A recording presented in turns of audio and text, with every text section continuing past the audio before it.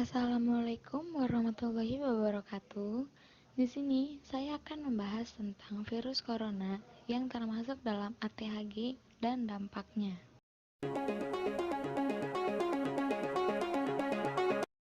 WHO menjelaskan coronavirus menjadi bagian dari keluarga besar virus yang menyebabkan penyakit yang terjadi pada hewan atau manusia. Manusia yang terjangkit virus tersebut akan menunjukkan tanda-tanda penyakit infeksi saluran pernapasan, mulai dari flu sampai sindrom pernapasan akut. Coronavirus ditemukan pertama kali di Wuhan, Cina pada bulan Desember 2019. Penyakit ini disebut dengan Coronavirus Disease 2019 atau COVID-19. Apa itu ATHG?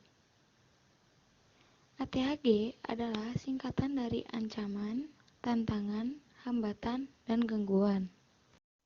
Pengertian ATHG adalah pertama, ancaman. Ancaman adalah suatu hal atau upaya yang bersifat dan bertujuan mengubah dan merombak kebijakan yang dilaksanakan secara konsepsional. Kedua, tantangan. Tantangan adalah suatu hal atau upaya yang bersifat atau bertujuan menggugah kemampuan. Ketiga, hambatan.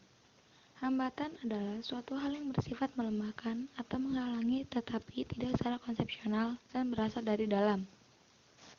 Keempat, gangguan. Gangguan adalah suatu hal atau upaya yang mengusik keberlangsungan kehidupan ideologi bangsa dan negara.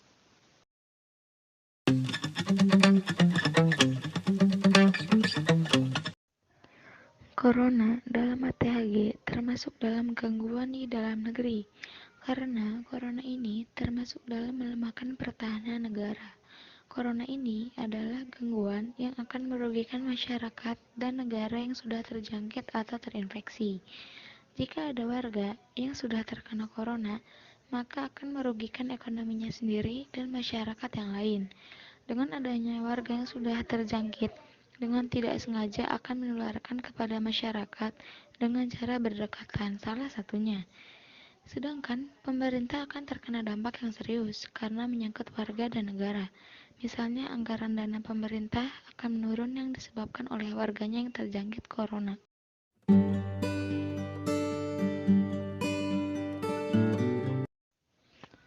Gejolak ekonomi yang terkait dengan coronavirus memiliki dampak luas dan parah terhadap pasar keuangan, termasuk pasar saham, obligasi, dan komoditas, atau termasuk minyak mentah dan emas.